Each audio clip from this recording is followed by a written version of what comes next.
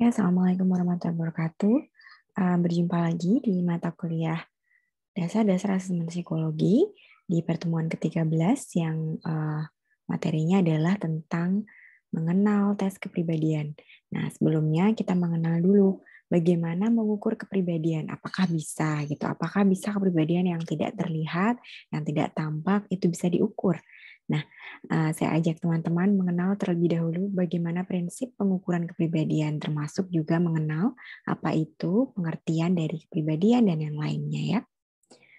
Oke, definisi kepribadian adalah menurut McClellan yang pertama adalah konseptualisasi yang paling memadai dari perilaku seseorang dan segala hal yang berhubungan dengan perilaku tersebut.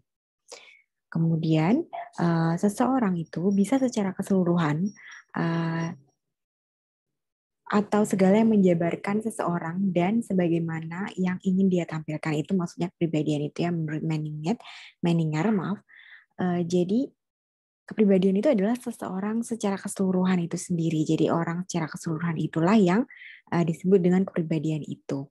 Dan kepribadian juga termasuk segala sesuatu yang bisa menjabarkan seseorang dan sebagaimana yang ingin dia tampilkan. Jadi meliputi bagaimana seseorang itu bisa dijabarkan atau menggambarkan diri seseorang, termasuk juga sejauh mana orang ingin menampilkan dirinya. Gitu. Nah, menurut Cohen dan Swerdlick, kepribadian adalah kumpulan sifat dan keadaan psikologis yang unik dari setiap individu.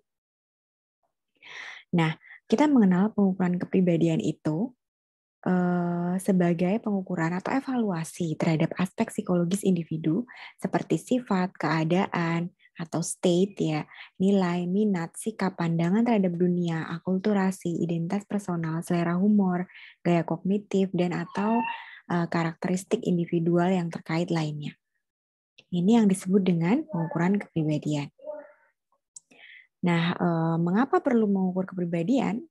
Ini adalah hal yang vital ya dalam penelitian perkembangan karena kepribadian ini bisa digunakan untuk melacak perkembangan sifat seseorang sepanjang waktu ke waktu dan juga mempelajari karakteristik seseorang seperti penilaian moral karena kepribadian ini akan berdampak pada perilaku manusia sehingga mengukur kepribadian, mengetahui dan mengevaluasi kepribadian itu akan bisa membantu bagaimana menggambarkan karakteristik seseorang dan akan memudahkan untuk bisa mengamati perkembangan seseorang.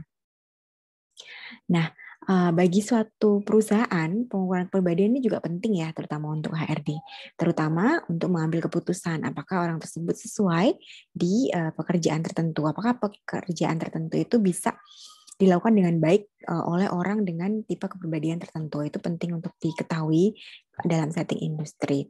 Kemudian kalau di dalam militer, kepribadian juga penting untuk menilai bagaimana seseorang ini memiliki sifat kepemimpinan karena itu yang dibutuhkan dalam konteks militer. Kemudian secara umum penelitian yang melibatkan pengukuran kepribadian itu dapat membantu memvalidasi atau menginvalidasi suatu teori perilaku dan untuk mengembangkan hipotesis yang baru. Artinya, karena memang kepribadian itu adalah mendasar pada diri seseorang, dia akan bisa menggambarkan perilaku.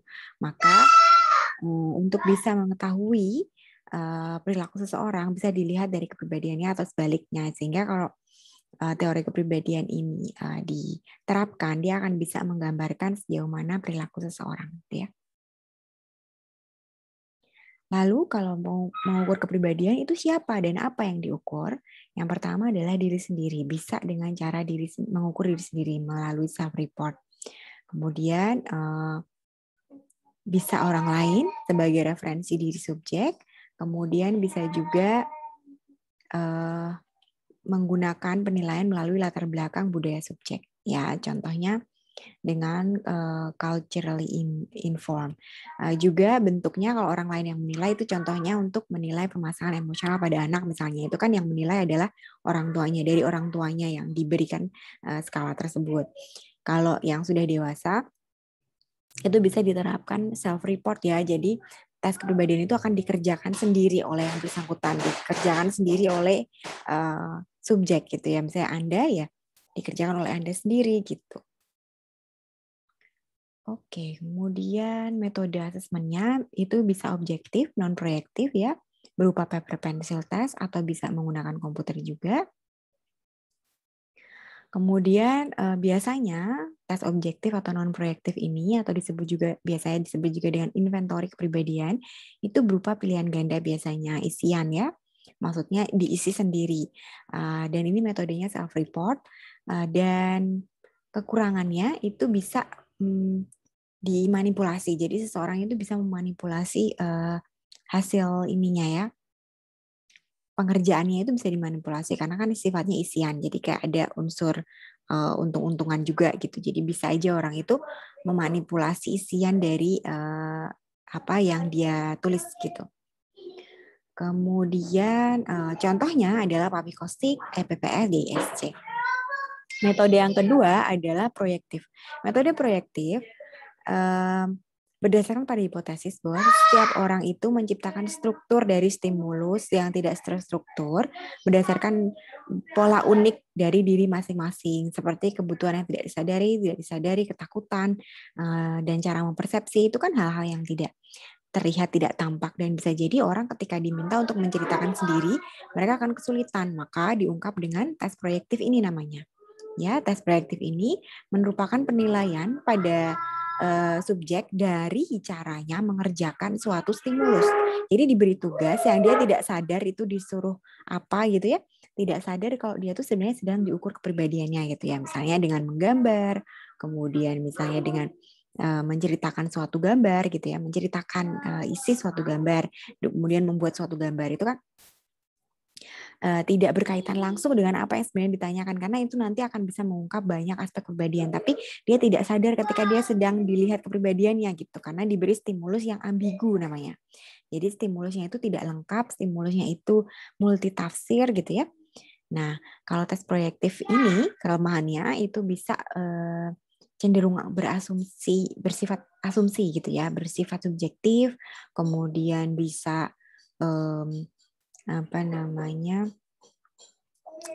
tidak bisa dimanipulasi, tapi penilaiannya itu bisa subjektif karena yang menilai atau tester akan menginterpretasi berdasarkan pengalaman karena tidak ada norma, tidak ada kunci jawaban gitu ya. Jadi akan rawan menghasilkan penilaian yang berdasar asumsi atau apa itu subjektif gitu. Nah, ini yang perlu dihindari dalam penilaian tes secara proyektif gitu. Kemudian tes proyektif ini juga contohnya adalah yang tadi saya katakan ya, jadi bisa berupa gambar. Gambarnya ini bisa diceritakan kembali gitu. Nah, contohnya tes Rorschach. Tes Rorschach itu isinya adalah gambar-gambar abstrak atau disebut dengan tes bercak tinta. Nah, tes Rorschach ini ditampilkan atau disajikan kepada subjek dan subjek diminta untuk menentukan apa yang dia lihat dari gambar tersebut. Dari bercak tinta yang tidak beraturan itu, dia diminta untuk mengetahui, subjek diminta untuk melihat apa yang dia lihat dari gambar tersebut. Apakah bentuk-bentuk tertentu, apakah bentuk yang kecil atau yang besar. Nah, di sini baru bisa kemudian diinterpretasi apa yang muncul gitu ya, kebutuhan apa yang muncul, kemudian apa sifat atau karakter apa yang muncul ketika diberi gambar tertentu, dia menyampaikan cerita tertentu. Nah, biasanya cerita tersebut akan mewakili kondisi dari dirinya. Karena itu muncul secara tidak sadar gitu ya. Nah, karena dia tidak tahu apa yang dimaksud dari tes tersebut. Jadi, dia cerita apa adanya. Dan pun ketika dia tahu dia sedang dilihat kepribadiannya, orang tidak akan bisa memanipulasi. Karena ketika diminta cerita, orang akan cerita saja dengan spontan. Nah, ini yang membedakan tes proyektif dengan tes non-proyektif tadi. Nah, itu yang perlu teman-teman catat terkait dengan pengenalan pengukuran kepribadian ya. Video ini bisa diulang-ulang kembali untuk bisa lebih memahami dan slide presentasinya juga akan saya bagikan. Oke, selamat belajar. Saya akan menyampaikan materi yang kedua berupa slide yang isinya adalah pengenalan jenis-jenis alat tes kepribadian. Nanti teman-teman bisa pelajari secara mandiri. Baik, terima kasih. Sekian dari saya. Wassalamualaikum warahmatullahi wabarakatuh.